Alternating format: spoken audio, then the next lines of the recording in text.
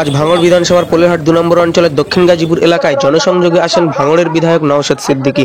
নওশাদ সিদ্দিকী এলাকায় আসার আগে থেকেই একেবারে গ্রামের হাজারে হাজারে মানুষ অপেক্ষা করতে থাকে নওশাদ সিদ্দিকী কখন এলাকায় প্রবেশ করবে। নওশাদ সিদ্দিকী এলাকায় আসার সঙ্গে সঙ্গে একেবারে প্রিয় নেতার সঙ্গে সাক্ষাতের জন্য একেবারে দেখতে পাচ্ছেন হাজারে হাজারে মানুষের ভিড় নেমেছে। নওশাদ সিদ্দিকীর সঙ্গে পায়ে পা মিলিয়ে তারা হাঁটতে থাকে এবং নওশাদ সিদ্দিকী এলাকায় জনসংযোগ সেরে সেখান থেকে কি বার্তা দেয় সেই বক্তব্য তারা শোনার জন্য অপেক্ষা করতে থাকে। নওশাদ সিদ্দিকী আজ এই জনসংযোগ থেকে কি বার্তা দেয় সেটাও আপনাদেরকে জানাবো এবং আপনাদেরকে জানিয়ে রাখি বিধানসভা নির্বাচনের এখনো কয়েক মাস বাকি, আর তার আগে থেকেই নওশাদ সিদ্দিকী যখনই ভাঙড়ের যে প্রান্তেই আসছে একেবারে হাজারে হাজারে মানুষের ঢল নওশাদ সিদ্দিকীর পেছনে নামছে। বিধানসভা নির্বাচন ঘোষণা হওয়ার আগে থেকেই ভাঙড়ে একেবারে আইএসএফ এর বিধায়কের পিছনে জনজোয়ার। এটা কোনো আঞ্চলিক সভা নয় বা কোনো জনসভা নয়, এটা একটি গ্রামে নওশাদ সিদ্দিকী আজকে জনসংযোগে এসেছিল সেই গ্রামের চিত্র সরাসরি আপনারা দেখতে পাচ্ছেন। নওশাদ সিদ্দিকী এখান থেকে কি বার্তা দেয় সেটা আপনাদেরকে শোনানোর চেষ্টা করব এবং ভিডিওটি প্রচুর পরিমাণে আপনারা শেয়ার করুন। আমাদের চ্যানেল নতুন হলে চ্যানেলটি সাবস্ক্রাইব করবেন, ফেসবুক পেজে নতুন হলে পেজটি ফলো করবেন, আপনার মূল্যবান মতামত কমেন্ট করে জানাবেন এবং নওশাদ সিদ্দিকী এখান থেকে কি বার্তা দিলেন সেটা আপনারা শুনুন।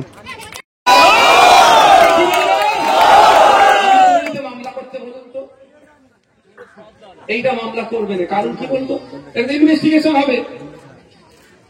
তাই বন্ধুগণ যেটা বলছি যে আমি জমা করেছি, কিছু কাজ হচ্ছে আর কিছু বাকি আছে, সেটা হবে। যদি আমি কাজ করিয়ে নিতে পারি, যত টাকা বাকি থাকবে সেই টাকা আমি বাড়ি থেকে নিয়ে এসে ভাঙড়ের মানুষের হাতে তুলে দেবো। চিন্তিত হওয়ার কোনো জায়গা নেই।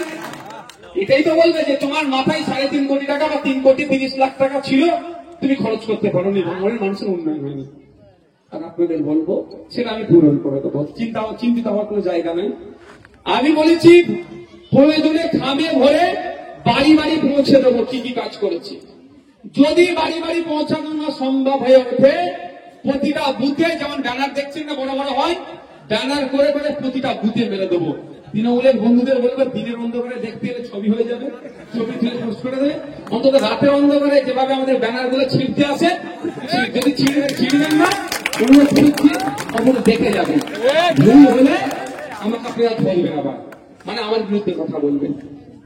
রাতের অন্ধকারে ব্যানার ছিঁড়ে দিচ্ছে, আরে রক্তদান শিবিরের ব্যানার ছিঁড়ে দিচ্ছে, না কত বড় অসভ্য বুঝতে পেরেছে, সহ্য করতে পারছে না। মানুষের রক্তের অভাবে মানুষের প্রাণ চলে যাচ্ছে, সেই জায়গায় ভাঙড়ের মানুষ রক্ত দিয়ে অন্যের প্রাণ বাঁচানোর চেষ্টা করছে, ব্যানার ছিঁড়ে দিচ্ছে। ব্যানার ছিঁড়ে কি রক্তদান শিবির আটকাতে পারবে? এই চালতাবাড়িয়ে বললাম আমার পঞ্চায়েত নির্বাচনে আমার 3 যে ভাইকে শহীদ করেছিল, ওরা খুন করেছিল, ওদের ছড়াগুলিতে, তো ওই 3 ভাইয়ের স্মরণে বললাম 753 জন রক্ত দিয়েছে একটা রক্তদান শিবিরে, একটা অঞ্চলে। তো আর তৃণমূল কংগ্রেসের কাজ কি হবে? ব্যানার না ছিঁড়ে ওখানে আবার রক্তদান শিবির করা দরকার। 753 দিয়েছে, ওরা 1453 করে দেখায়। এই লড়াই আমাদের করবো না ভাই। তারপরে আমরা আবার বলবো তাহলে 2153 করবো। এই কম্পিটিশন হলে মানুষ বাঁচবে তো, এই কম্পিটিশন নয়। ওরা তো মিটিং করতে আনলে বিরিয়ানির প্যাকেট আর টাকা দিয়ে মিটিং করা দিয়ে যাবে, ওদের মনে হয় ওদেরকে দেবে। ব্যবস্থা করুন ঠিক করা। আর যদি 1 নম্বর খতিয়ানে চলে যায়, ইমিডিয়েট আপনারা অভিযোগটা করবেন, না হলে কিন্তু 1 নম্বর খতিয়ান মানে বুঝতে পারছেন সরকারি হয়ে যাবে। কালকে আপনার মন্দিরের জায়গাটা, মসজিদের জায়গাটা, কবরস্থানের জায়গাটা, শ্মশানের জায়গাটা সরকার যাকে ইচ্ছা কিন্তু দিতে পারে, লিজ দিতে পারে, বা ওই জায়গা থেকে আবার পাট্টা দিয়ে দিতে পারে। তখন কিন্তু আপনি কিচ্ছু করতে পারবেন না। এই সতর্কতা আপনাদের করে দিয়ে গেলাম। এই ধরনের ঘটনা ঘটছে বলি কিন্তু আপনি বলছেন, এই প্রথম আমার মুখ থেকে শুনলেন না, কালকে রাতে একটা ভিডিও করেছি আমি, আর আজ থেকে আমি পাবলিক মিটিং এ বলতে শুরু করে দিচ্ছি। কারণ এই ধরনের ঘটনা ঘটছে। হরিয়ারপাড়ায় প্রচুর ধর্মস্থানের জায়গাকে 1 নম্বর খতিয়ানে ঢুকিয়ে দিয়েছে মুর্শিদাবাদ হরিয়ারপাড়াতে। আপনাদের এখানে সার্চ করলে বুঝতে পারবেন কি করে রেখেছে। আপনারা নিজেরা সার্চ করে নেবেন। মসজিদ কমিটি, ঈদগাহ কমিটি, মন্দির কমিটি, শ্মশান কমিটি যারা আছে আপনাদের আশপাশে, তাদেরকে বলবেন ভাঙড়ের বিধায়ক এসেছিল, এই কথা বলছিল, বাবু আপনারা একটু সার্চিং করে দেখে নিন আপনাদের মন্দিরের জায়গাটা, আপনাদের মসজিদের জায়গাটা, কবরস্থানের জায়গাটা, শ্মশানের জায়গাটা ঠিক আছে না নাই। যদি রেকর্ড নট ফাউন্ড দেখায় বা আপনার 1 নম্বরের খতিয়ানে চলে যায়, তাহলে কি কি করতে হবে? সর্বপ্রথম কাজ কি হবে? আপনার পুরাতন পর্চার জেরক্স নিয়ে ইমিডিয়েট জেরক্সকে অ্যাটাচ করে, খরচার জেরক্স অ্যাটাচ করে বিএলআর অফিসে একটা অভিযোগ করতে হবে, দরখাস্ত জমা দিতে হবে, রিসিভ নিতে হবে। এটা পারবেন তো? আর এটা প্রচার করতে হবে আপনাদেরকে। শুধু ভোটের সময় ভোট দেবেন, ভাইজানকে জিতান, এটা নয়। এটাও একটা গুরুত্বপূর্ণ কাজ, এই কাজটা করবেন। দ্বিতীয় কথা হচ্ছে, খেয়াল আছে আপনাদের, মাদ্রাসা মসজিদ যখন হাতছাড়া কেড়ে নেওয়ার জন্য অপদার্থ বিজেপি, ব্যর্থ বিজেপি, জুমলাবাজের সরকার বিজেপি, ধাপ্পাবাজের শুভেন্দু অধিকারীদের সরকার বিজেপি আইন নিয়ে এসেছে। কি? ওয়াকাফ সংশোধনী আইন 2025। পশ্চিমবাংলায় যখন আন্দোলন হচ্ছিল, মমতা ব্যানার্জি কি বলেছিলেন? যে দিল্লি গিয়ে আন্দোলন করুন। আমি আপনাদের বলবো, সামনে 2026 ভোট আসছে। ভোটের নির্বাচন কমিশন যখন ভোটের ঘোষণা করবে, বাড়ির সামনে সামনে এলাকায় মহল্লাতে একদম লিখে দেবে যে আমাদের মাদ্রাসা মসজিদ কবরস্থান যখন কেড়ে নিচ্ছিল, আপনি আমাকে দিল্লি যাওয়ার রাস্তা দেখিয়েছেন, এখন আপনি আমার দ্বারে এসে ভোট চাইবেন না। বলতে হবে, জবাব দেবেন, দেবেন, দিতে হবে না? আমি যখন আতঙ্কিত, আমার পাশে যারা না দাঁড়াবে, তাহলে আমার বন্ধু সে কি করে বলো? খুশির দিনে যে কেউ দাঁড়াতে পারে, আমি বিপদে আছি, আমার পাশে না দাঁড়াবে না? আমার মাদ্রাসা মসজিদ কবরস্থানে হাতছাড়া হয়ে যাচ্ছে, যখন আমি একটু চিৎকার করতে চাইছি, গণতান্ত্রিক প্রক্রিয়ায় প্রতিবাদ করতে চাইছি, আমি বারবার চ্যালেঞ্জ করেছিলাম কাশীপুর থানাকে, লালবাজারকে বলেছিলাম যে ওই দিনকে যে আপনার সোনপুর বাজারে এত ভিডিও দেখাচ্ছে, গাড়ি পুরাচ্ছে, ভিডিওটা দেখা তাই ধরা পড়ে যাবে তাদের লোক গাড়ি পুরাচ্ছে, তখন আসল ভূতটা বেরিয়ে যাবে।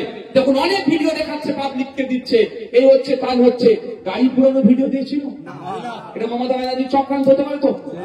ক্রিমিনালকে দিয়ে যে আন্দোলন বড় করতে হবে না, ছোট করে দিতে হবে, মামলা দাও।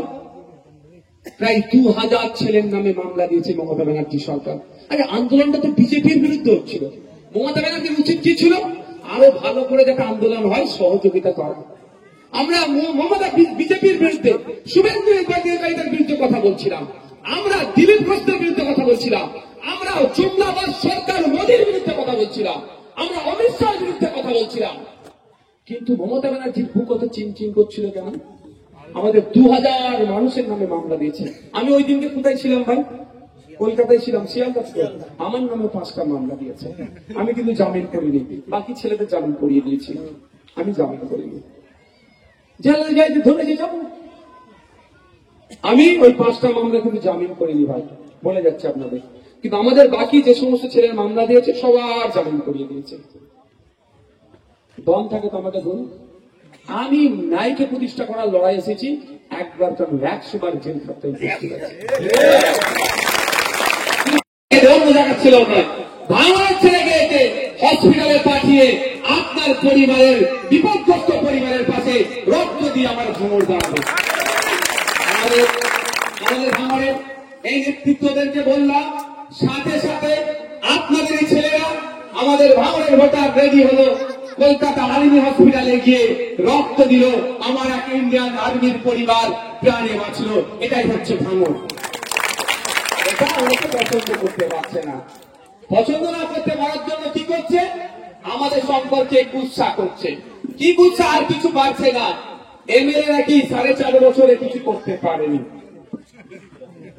আমি এখন উদ্বোধন করছি না, কি করতে পারেছি না পারেছি আমি এখন হিসাবে যাচ্ছি না। আমি একটা কথা কি বলেছি, এত ধৈর্য হারা হলে হবে না বাবু, একটু ধৈর্য ধরো, জবাব তো ঠিক সময়ে দেবো। কি বলেছি আমি?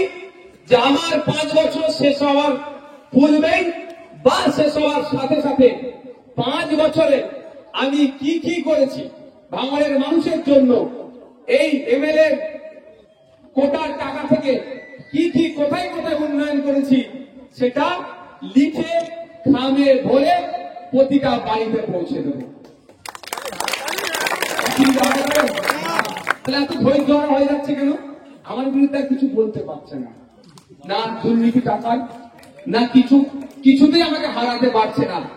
একটা ঘোড়া সাপ হয়ে কামড়াচ্ছে আর ওজা হয়ে যাওয়ার চেষ্টা করছে।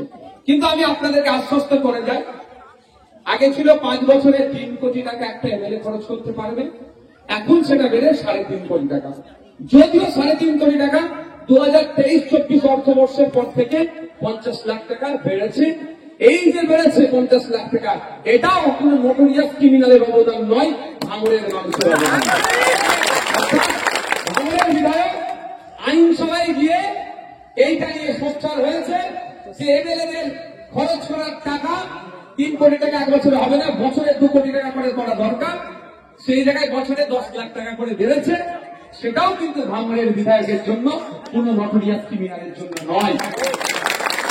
নোটোরিয়াস ক্রিমিনাল যদি প্রশ্নটা করতো, কি বলতো? তুই তো বোম বাঁধিস, তুই 10 লাখ টাকা নিয়ে আর কি করবি? আমার বলার উত্তর দিতে পারেনি, ওই জন্য বাধ্য হয়ে 2 কোটি আমি বলেছিলাম, 10 লাখ বেড়ে গিয়েছে। তো আগামী দিন আরো বাড়বে, কিন্তু বেড়েছে তো। 2011 সাল থেকে একটা টাকা বাড়েনি, আর আপনারা ভাঙড়ের বিধায়ককে করে পাঠিয়েছে 10 লাখ টাকা বেরিয়ে দিয়েছে বছরে। এর থেকে বড় মামলা কি হতে পারে? শ্রোতার বিপক্ষে চলছি বলে। এবার বন্ধুগণ, আপনাদের জানতে হবে যে এমএলএ এর কোটার টাকাটা এমএলএ এর হাতে থাকে না কিভাবে খরচ হয়, আপনারা জানার দরকার আছে না নাই? আমি তো সব জানিয়ে দিই, এমএলএ এর মাইনে কত, ফোন খরচ কত, সব তো বলে দিচ্ছি আপনাদের। সব তো আপনারা জানেন নাকি ভাই? তাহলে এমএলএ টাকাটা কিভাবে খরচ করে সেটাও জানা দরকার। একটা পয়সা এমএলএ হাতে পায় না। এমএলএ এর কাজ কি হয়? প্রস্তাব দিতে হয়। না, আমি তো এই যে চৌমাথাটা নাম বলো না, লাইট উদ্বোধন হলো সামনে চৌমাথায়, লাইট উদ্বোধন করেছি তো একটা, ওরকম অনেক করেছি, এখন নয়, সব পরে বলবো। কিছু কারণ আছে ভাই, এখন দেখালো অসুবিধা আছে কিছু বেশি। ওরা না প্রতিভা আমার বিরুদ্ধে না বললে প্রচারটাও কি করে হবে। কিছু ইউটিউবার তো পেট চলছে, কিছু কন্টেন্ট ক্রিয়েটার, তথাকথিত ইউটিউবার, তথাকথিত কন্টেন্ট ক্রিয়েটারদের তো পেট চলছে আমার বদনাম করে, কিন্তু তার সংসারটা চলুক, অসুবিধা নেই। কারণ আমার অসুবিধা নেই, আমি একটু হাসি। আমাকে কেউ খারাপ ভাষা বলেও হাসি, ভালো ভাষা বলতেও আমি হাসি, আমি একটু মাইন্ড করি না। কারণ ছোট হুদির দিক দিয়ে রহমতুল্লাহ আলাইহি, তো আপনারা তো সবাই কম বেশি জানেন তাকে, তার তো ভক্তময়ীদের মধ্যে অনেক এখানে পড়ছে। তো হয়তো এই গ্রামে হয়তো এসেছিলেন একটা সময়, আশপাশে এসেছিল। তিনি তার একটা ভক্তকে বলেছিল, আমি তার ভক্তের কাছ থেকে আমি শুনেছি যে বাবু, ভালো কাজ করতে গেলে প্রয়োজনে পিঠকে পেতে দিতে হবে। তো তুমি যদি খারাপ ভাষা আমাকে বলে, আমি তো ভালো কাজ করছি, তো অসুবিধে কোথায়? কুকুর মানুষকে কামড়াচ্ছে, মানুষ কি কুকুরকে কামড়া দেবে? আরে কুকুর বললে ওরা রেখে যাচ্ছে। আমি মানুষকে কুকুর বলছি না, আমি উদাহরণের জন্য বলছি। এমএলএ এর কাজ কি? এমএলএ মাত্র